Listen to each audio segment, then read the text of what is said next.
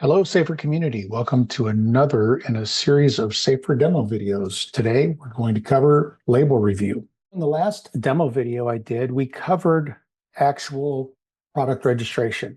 So today, as we cover label review, we'll review some of the introductory areas of product registration as they apply to a label review, as well as to some areas that we've covered before in the admin console around creating inspections, which are many of the components that we'll need to accomplish a label review. So some of those prerequisite configurations are the program group type, which we covered several demos ago, and then creating actual inspection types from the admin console. And with that, you need some additional prerequisite items, such as the notice of inspection template, the common questions that you would ask in an inspection that you might use in a label review or any other type of inspection. And you also need regulatory codes to associate to those questions so that you can accomplish matching regulations with violations that you might have on individual line items within the inspection. And then we'll cover the actual creation of the label review from an internal user standpoint, which there are three basic places that you can accomplish that. And so we'll go over that momentarily, but we'll start in the admin console first. So if you recall in some of the previous demo videos we've accomplished, we have the program group type that has to be created. So just as a reminder, I am here on the admin console. I'm signed in as an administrator. And under the program management menu on the left-hand side here is where you find this program group types configuration. And if I click on that, you would be able to see all the program group types that we have configured. I'm going to use this LA Animal Food program group type today. On top of that, we have to create the inspection types, and that's done in this inspection form management down here. So we've configured inspections before, but if we look in here, that our regulatory code types are here, our inspection types are here, and our common steps are here. So we've covered some of this, but just for today's purposes, I'll show you that in the regulatory code types, I created one for the LA label registration 1 here. So briefly, if I go into the edit screen here, you can just see the basic information here that I created. I just gave it a name and a description, associated it with that program group type that we just discussed, LA Animal Feed, and I added the predefined comment saying that the label does not meet LA rules, and I made it active. It's as simple as that.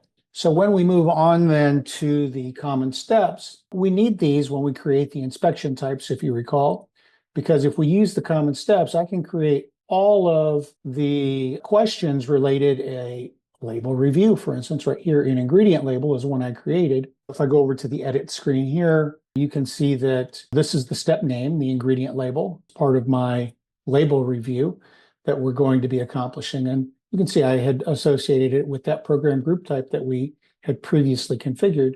And then I just added 3 general line items here. So this is just an example of what you might do. But the line items, 1, the label contains all the required components, or the product name meets label regulations for species and life stage, or all ingredients approved for use in animal food. And so I configured those. And if I go over here to the edit screen, you can see that here's how I configured those individual line items within the common step of ingredient label. And so you can position that. And just as we've done in other inspections, because basically that's all this is we said this isn't a standard line item because we're not using the typical form fields. I decided to use a radio button, which I did here. I configured a radio button, and then I configured my radio button choices. But I could configure drop downs instead or any other fields, and then I'd have the option to configure those as well. But I just configured the responses to those radio button choices and associated that choice with the regulatory code that we created and the regulatory code type setup. That's just an example of one that we did. Let's move on, and we'll go back to the internal site and talk about how to create an actual label review. And like I said, there are 3 places that you can do this from. You can do that as part of your product registration process so that once a registration comes in and is entered, you'll see a populated list. I'm here on the internal screen and I'm signed in as a clerk or internal user. So if I go into the applications or into the product registrations menu, I can look at all product registrations, or I can just look at the applications that are in. So if I want to do this prior to approving the application, these are all pending approval, I can select the actual product that's being registered and go right into that product. And from within that product, so here we are on the summary page for this product, you have all the information available for in all these tabs or columns here. But if I go into label reviews right here, from here, I can create a label review. And when I create this label review, and this is the same flow for any of the locations that you can start a label review. But when I hit that create label review, I get this new label review pop up here. And I have the ability to associate this to a program, meaning a product registration or a license or whatever. I'm going to say no in this case. If this was already a registered product and I wanted to associate this with a program of that product registration, it would show up as an option to select here. But since it's not approved yet, there is nothing to associate it with. So I'm going to say no. And then I select my label review type. And remember, we configured this in the admin console. I already had it done, but that's where we just select the label review type that we're doing and select a primary reason. And this is a registered product label review, or I could call it a routine label review, whether it's a registered product or an unregistered product. But for this case, I'll just select because it's a registered product. And I can either, just like our inspections, I can set a due by date. If I want to set it for some date in the future, I might be able to assign it then to somebody, or I can go ahead and start that label review now. Remember, if I set a due by date, then I can pick that date at some point in the future. Or if I start the label review now and select next, that will just take me into the label review. So this is what the label review looks like as I configured it for this test. So we created this LA animal food label review. And so is the responsible party associated with this product registration a licensed entity? So yes or no or NA, I'm going to select yes.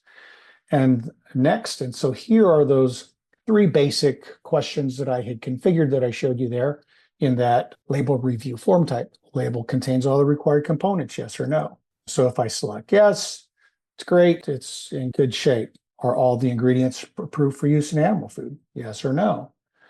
Does the product name meet the label regulations as specified for species and life stage? Yes or no. So if I select no or yes, I can select the option to add a comment here. And this is where, just like with inspections, you would add your regulatory code if you were associating it with a regulatory code. And you can see my pre-populated comment starts, and then I can append that and said whatever I wanted to say about that specifics of why that label failed to meet the regulations for species and life stage. I could complete that.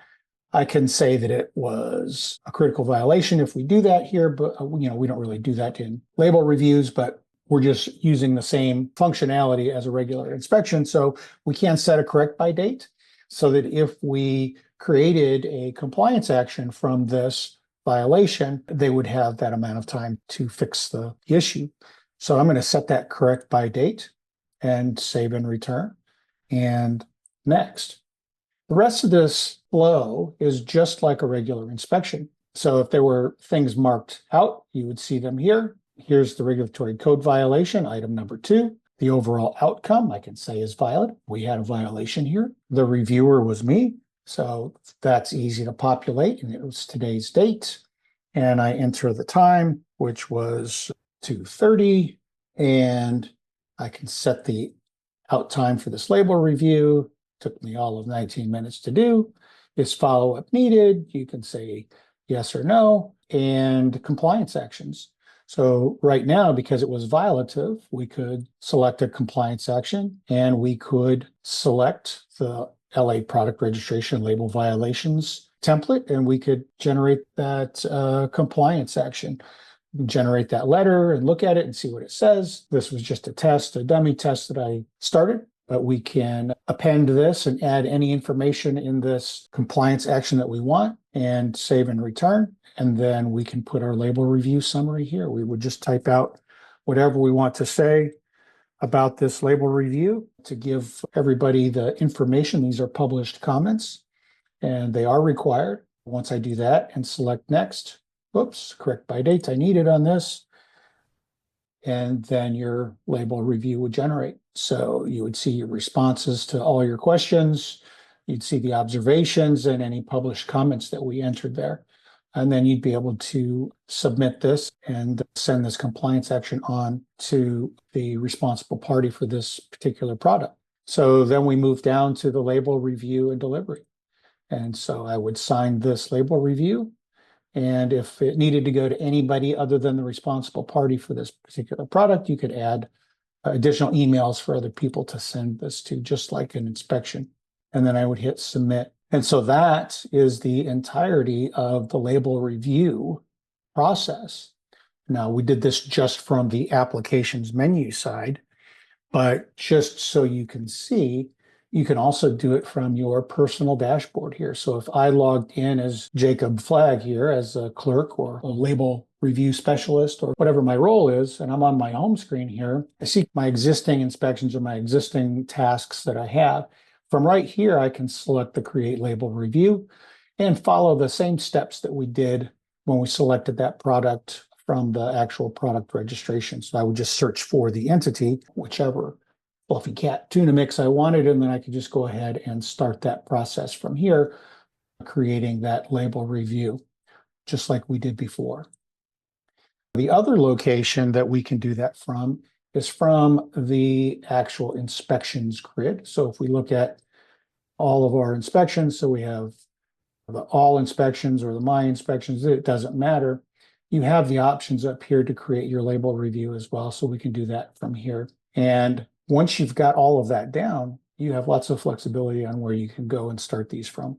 That concludes our label review demo. Hopefully this solves this for all of you, and look forward to sharing another demo in the coming weeks. Thank you.